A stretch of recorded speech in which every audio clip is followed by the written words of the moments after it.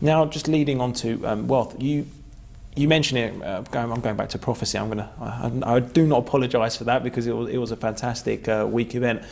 You mentioned to build wealth, that pretty much the foundation of wealth is to save in order to grow. How important? And I want to emphasize this because the people I speak to, I get a mixed opinion. But how important, in your opinion, is to save your money? Well, there are different people with different strategies, and some people believe that you want to use other people's money as leverage to go out and immediately buy real estate and put it in real estate rental properties, and that is a wise thing. You can make a lot of money. It's a very powerful leveraging mechanism, both commercial and residential real estate or any forms.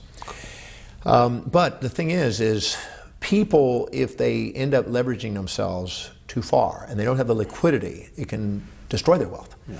So I always say it's wise to have liquidity and cushions and make sure you have, quote, savings that's got preserved principal, that's not trying to make big gambling money, and just have something there that you have that's purely liquidity. I found that the people that have the greatest liquidity are the ones that are most stable.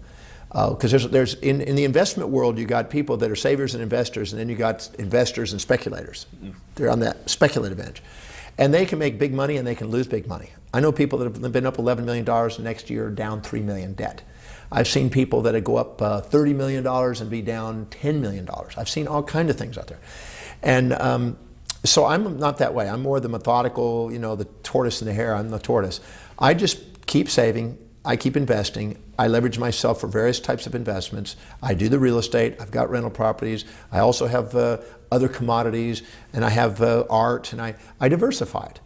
But I'm a firm believer in saving. I probably have more liquidity than most people per total wealth. And people go, well, I had people at one of my investment houses in America, and he says, why do you have so much liquidity? And he asked me that before the recession. During the recession, he goes, I don't need to ask you anymore. When everybody else is freaking out and they're selling out and they're having challenges, you had nothing, the market had nothing to do with it. I wanted to set up my financial portfolio in such a way that the market doesn't determine my destiny, my strategy does. And I'd rather be more patient and consistently go out and serve more people and make more income and let that than gamble with my money. That's just my feeling about it.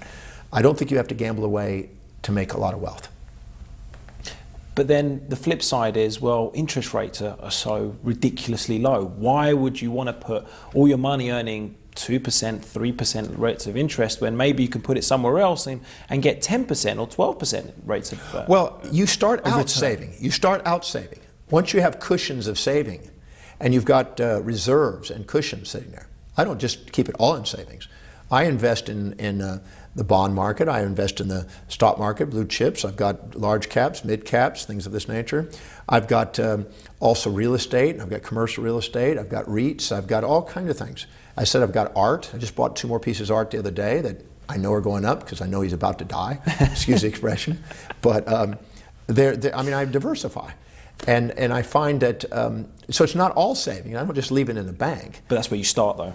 Not even start in a bank. I keep it in an investment house that beats out bank rates. Okay. But I do have a business, a business in my bank, and I have income and flowing out. But it immediately gets siphoned off into savings and cushion systems to make sure I've got at least 3 years of liquid capital. So no matter what happens, it doesn't affect my business.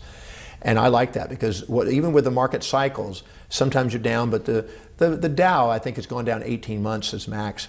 It's now coming back up in America. So what happens is you want to be able to ride those without even thinking about it and not have to expend or sell out anything to get liquid. I like to make sure if I'm doing real estate, I like to be able to know I don't have anything leveraged against real estate. I have it all liquid. It's basically all paid. It's renting, the property is doing it. I could leverage myself further, but I don't. That's just not my ball of wax. Okay. That's fair enough. Nothing wrong with that. I mean, I could go out and leverage myself. I could probably buy another pile of rental properties. But I don't want to distract me from what I do best, which is what I love doing, which is research, writing, traveling, and teaching. Of course. And I accumulate wealth beautifully as it is.